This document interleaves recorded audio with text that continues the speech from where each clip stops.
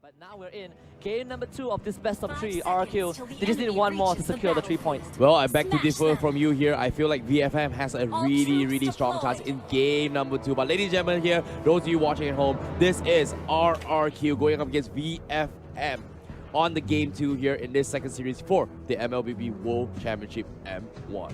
Yeah, and I think if VFM can take this away, it's definitely going to be that big upset that a lot of teams might not have seen coming.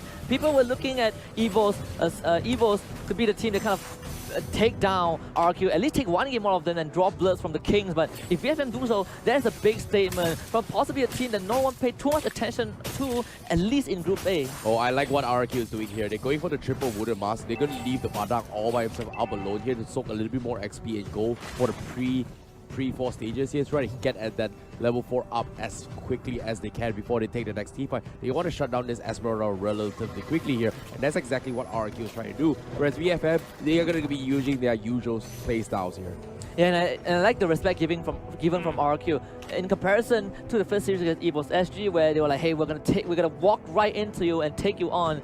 RRQ for this one, for this series at least, they've been playing a bit slow, maybe because of what VFM the uncertainty of what VFM can bring to the table, but at the same time, it's just patience from RRQ. Just amazingly good discipline from this team. Yeah, how long can they be patient? That's going to be the question here. They have the Grok to go for the aggression here, but I can see that they're going to be using the Grok not just as an aggressive open, kind of like an open ward where he's going to be opening up the map here, but I can see that it's mainly used to try and zone or push back any guys from VFM from diving the God from behind, which is exactly what they're trying to do here. I am Jago, he's already have the 4. Is he going to go for the laser beam? Let's go see, but as of now, Lucky. They do find Lucky, but here comes the fantasy for Teeny. Jump straight on the Tuturu, will get the pushback onto him, and here comes Sai. They're going to flicker right in, and Teeny will get the first blood onto Carry. Very well done. Liam goes down as well. That's a double kill for Teeny, and guess what? VFM, they want to go for more.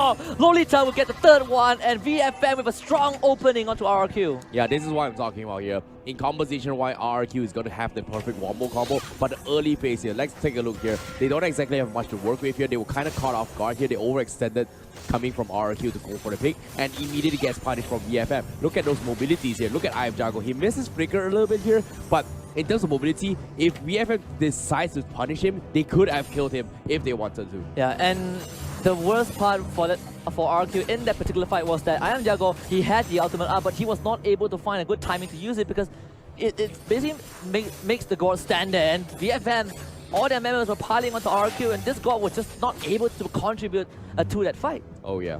But it's not over yet here. Now they have the next ultimate here. RRQ, they have to play this a little bit more patient here because as of now, they want Sin to come up online here. And once Sin comes online on the Badang, this is where things are going to get a little bit more interesting here. But as of now, VFM, they are not going to be pushing up the pressure here. It seems to me, RRQ, they're fighting for opportunity. They might scout out Brawley. They do see Vin as well. T-Max will be defending that quadrant of the jungle, and what makes it worse for RRQ was that Tuturu was involved in that first fight and also died off. So now you're gonna slow down the carry, which is perfect for VFM.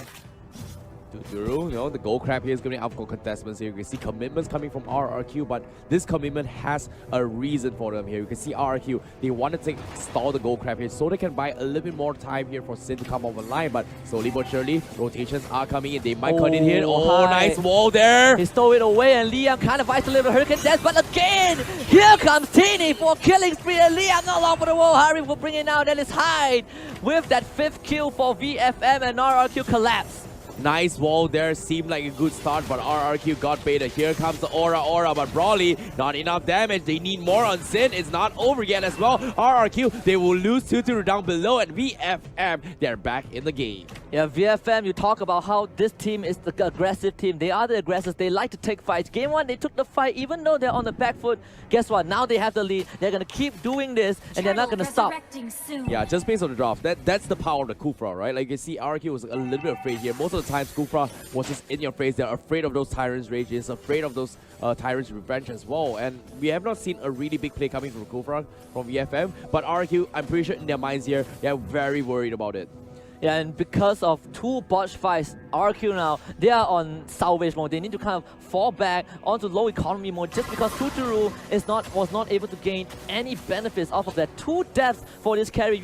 You're relying on this carry to kind of shred through the Kufra, shred through the Lolita, and they're not getting any of those benefits. Wow, the gods out here pretty much expanded trying to take the turtle buff as well. But unfortunately to say, he was actually secured from Sin from the side of RRQ. But now, Seven Force committed, Bin as well. Going to go for the flicker here. Wall-charge as well. Liam needs to force the back out. No Hurricane does, but nice out here from Mana. Connects onto. Isn't going to be enough. No follow-up indeed here. RRQ, they had to back off because gods used the ultimate here. But VFM, they're going to be at a stalemate here. They're going to try and defend this tier 1 a little bit longer here from the side of RRQ. VFM, Calamity Reaper up on high now. They're going to focus on this tier 1, but no, the Hurricane Nest from Leon takes the Phantom, takes TD away. They get 1 kill despite that, and RRQ, that is going to be a small reward there. Yeah, that is going to sting for VFM, and the idea was correct. Teeny wanted to play the zoning game, but kind of ignore Liam, who was there, who was ready with a Hurricane Dance, just pushes him back to that inhibitor. No way for this Lemon to get out. Worst part was VFM didn't get the tier 1 tower, and now RQ able to get the small lead and on the hero with the highest bounty and a streak as well. Fantastic defense there coming from RRQ. Like, they took that situation really well. They took the most minimal damage possible here with the biggest impact, and that's exactly that. And I feel like they've got more than what they actually asked for. But now, can they get even more here? 4K deficit, but now, slowly but surely, this is where they come up online because Tuturu is 0-2-0, but one more good team fight. This is where RRQ will snowball their way back into the equalizer score. Yeah, and VFM playing that 1-3-1, you have both Teeny and High going for a split push. They're putting pressure, using their front line on that middle lane simply to keep RRQ occupied. The God is now forced to protect that structure because that tower is so important for RRQ. You don't want this Lemon to run around your jungle, and that is why VFM has so much space to work with. They get that free turtle as well. We might see it engage if VFM finds the chance. Yep, double main setup here from side VFM. They have the online timing right now, and they need to capitalize on this. And RRQ, surprisingly enough, they still pull the map into this middle tier 3. They don't exactly want to give away the map control away, and RRQ perfectly understands that they've bought enough time now. 7 minutes has passed. Will they be able to contest this buff here? They need this buff from RRQ. They want to stand a chance to come back here, and seems to me they will get it. Nice done there. And the second time that RRQ was able to secure that buff, but for the first time RRQ bleeding a bit against VFM, has lost all that tier 1 tower. It's gonna be VFM taking more and more control, and this is where it starts to get scary. You have this Kufra and Leomon running together as a duo, constantly trying to invade the jungle. Sin's not gonna be in a good place. Uses the bottom out, gets the pushback, but the damage is not there. T-Max does come in to join the fight, but Sin will survive that, and now RRQ gets the wall into Lucky, block him more, but not able to convert that into anything. And now I am Jago a bit isolated to get the goal stun, but this is the immobility that you mentioned. VFM will find one, and Sin will be called out as well as Broly will dance on him for that revenge. Badang taken down. Yeah, VFM with 2. Not gonna be able to do anything about this here. Grok here trying to go for the protection haze, but now he's gonna try to open the map a bit here. But where's the follow-up? They've lost Sin, they've lost I am Jago. They need Tuturu to come off the line, and that's gonna be the game plan here coming from RRQ. But will they be enough to buy enough time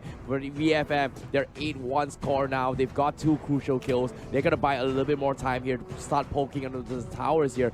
Deficit-wise here is favoring about what? About an 8,000 deficit now? Yeah, VFM, they have woken up after game 1. Not a single second in this game 2 that RQ has ever gotten a single goal lead. And VFM now 8 kills to 1. They've completely shut down Tuturu.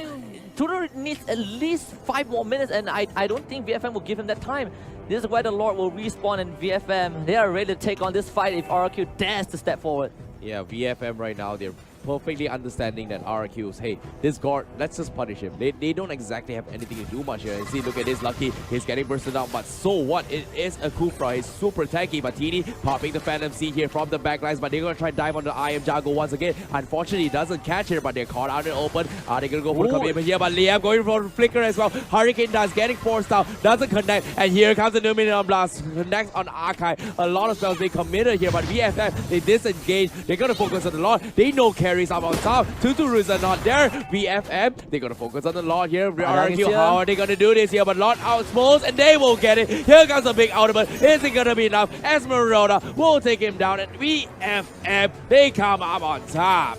What a clean fight. The moment I Am Jago finishes that ultimate, VFM, they put the pressure. They were not looking for the kills. They were looking to push RRQ back, but RRQ now tries to get something in return. T-Max survives that, but guess what? It is now the Broly show. He is way behind, but he will get one for now. It's Sin taking out 2 out of the fight. That's your RRQ core completely eliminated, and Broly is not afraid to go for more. Pushing RRQ back into the base. The suffocation is real from VFM. And with the lore secured, it seems like VFM, they are looking for their own payback. This is going to be a tough one. Yeah, like you said, they need the payback. They've got the understanding here, but unfortunately, they were sitting on the sides watching how RRQ playing on the sidelines with that God pick, and this is where their results are here to show. We are not here to lose, we are here to win it. RRQ, you pull the God strat, we have an answer, and this might be game, but at the same time, it's not over yet to the Fat Lady 6. RRQ, they're not in it to win it. How will this go down? Yeah, and I mentioned about the Leomord pick early on. His decent scaling, that is not easy to shut down. He always has this window to recover, and VFM, they use him to maximum efficiency, and now they're engaging on their first inhibitor with the Lord, and it's just a big ultimate coming down from VFM. They will take down the God straight to the backline. Am Jago will be able to survive that. Carry will take down that Lolita, but VFM, they're going to continue this pressure for a bit more. Hide on the killing spree. Second inhibitor inside, and they will be able to take down their structure as well. Broly jumping right in straight against Liam, needs to desperately protect this place for RRQ, but no, mega kill, and look at high, going crazy for that wipeout, triple kill for this Harif, and VFM, they draw blood from RRQ.